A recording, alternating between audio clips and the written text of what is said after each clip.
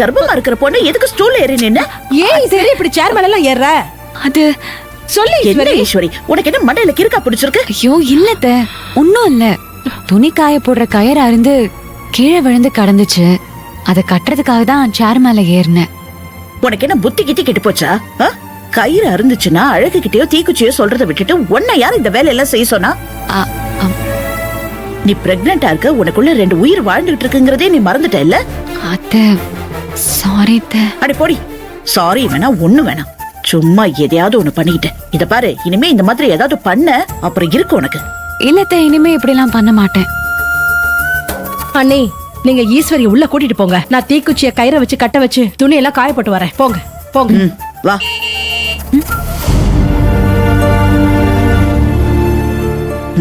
வா.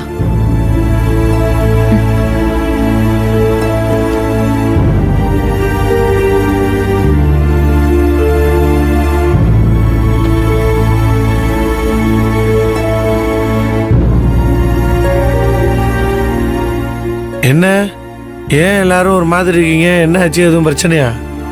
டேய், கொடி அறந்திருக்குன்னா நீங்க பார்த்தது கட்ட மாட்டீங்களா? நீங்க 2 பேரும் என்னடா பண்றீங்க? அம்மா, என்னம்மா கட்ட மாட்டீங்களான்னு கேக்குற?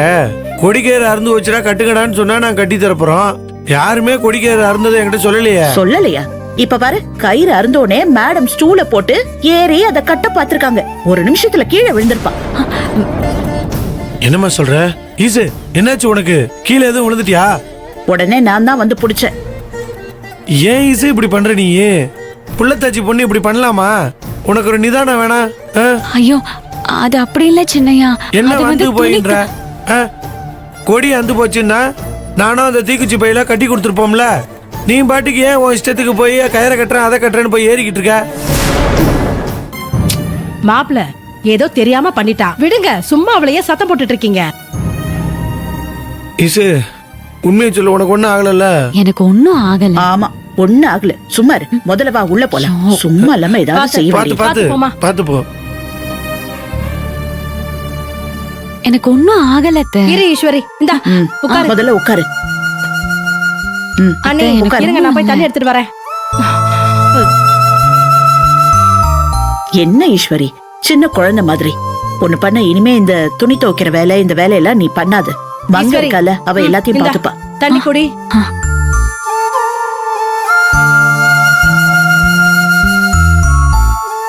அத்தை, மங்கையம்மா ஏற்கனவே சமைக்கிறாங்க. சமைச்ச பாத்திரத்தெல்லாம் கழுவி வைக்கிறாங்க. வீட்டை கூட்டி சுத்தம் பண்றாங்க. வீட்டுல இருக்கிற எல்லா வேலையும் அவங்கதான் இழுத்து போட்டுக்கிட்டு செய்யறாங்க. இது பத்தாதுன்னு துணி துவைக்கிற வேலையும் அவங்க கிட்ட கொடுத்தா அவங்க ரொம்ப கஷ்டப்படுவாங்க. வேண்டாம், நானே துவைச்சுக்கிறேன். இல்ல ஈஸ்வரி, எனக்கு எந்த கஷ்டமும் இல்ல. நானே எல்லா துணியும் துவைக்கிறேன். நீ இல்ல இல்ல இல்ல மங்க, ஈஸ்வரி சொல்றதும் சரிதான். ஏற்கனவே நீ எக்கச்சக்கமா வேலை பாத்துக்கிட்டு இருக்க.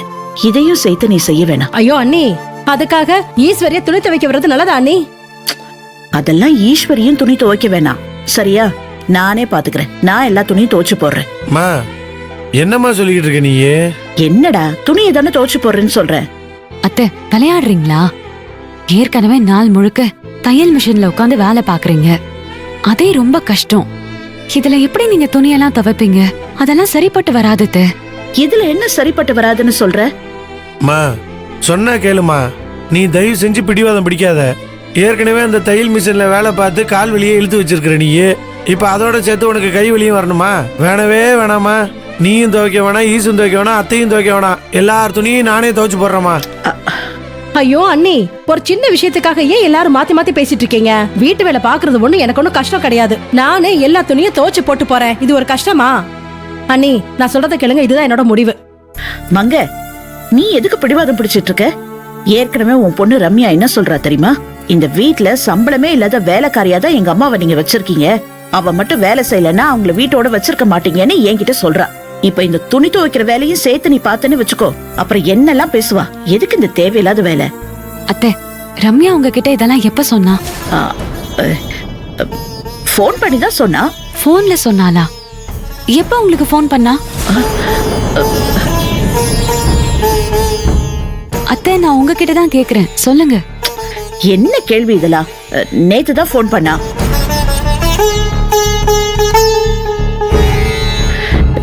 சரி, இப்ப என்ன, யாரும் இந்த வீட்ல வேலை செய்யக்கூடாது, நானும் செய்யக்கூடாது. ஒண்ணு பண்ணுவோம், இந்த வீட்டை பெருக்கிறது, துடைக்கிறது, அதுக்கப்புறம் துணி துவைக்கிறது, பாத்திரம் தேய்க்கிறது, இதுக்கெல்லாம் ஒரு பொண்ணை வேலைக்கு வச்சிடலாம். சரியா? யாருமே வேலை செய்ய வேணாம். ஐயோ அண்ணி, ரம்யாக்கு என்னன்னே தெரியும். அவ ஒரு சின்ன பொண்ணு, ஏதோ கேட்டதுக்காக உடனே நீங்க வேலைக்கு ஆள் வச்சிருவீங்களா? ஏய், இல்ல இல்ல இல்ல இல்ல, இது ரம்யாக்காக மட்டும் இல்ல. இங்க பாரு, நீயும் ரொம்ப கஷ்டப்படுற, ஈஸ்வரியும் இதுக்கு மேல கஷ்டப்படக்கூடாது. அதுக்காக தான் நான் சொல்லிட்டு இருக்கேன், ஒரு பொண்ணை வேலைக்கு வச்சிடலாம். என்னம்மா, எல்லாம் சரிதானே? அழகு, நீ சொல்லு. ஆமாம்மா, யாராவது ஒரு ஆளை வேலைக்கு வச்சிருவோம். ம். மங்கையம்மா, இதுல நீங்க மனசு கஷ்டப்படுறதுக்கு ஒண்ணுமே இல்ல. எங்களுக்கு உங்க உடல் நலதான் ரொம்ப முக்கியம்.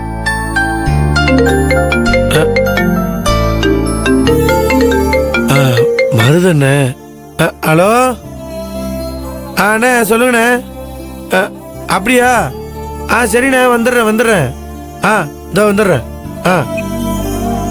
அம்மா, கால் டாக்ஸி மருதண்ணன் தான் கால் பண்ணாரு.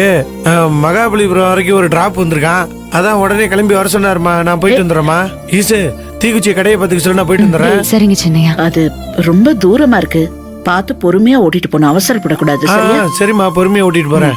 சரி, சரி வரத மாப்ள, போயிட்டு ஈசை வா. பார்த்துக்குங்க. வரேன். ஈஸ்வரி, குடு. கொடுங்க அண்ணி. இந்தா, நீ போ, ஒரு ரூம்ல போய் ரெஸ்ட் எடு. பொறுமையா போ. அண்ணி, நானும் போய் வேலையை பாக்குறேன்.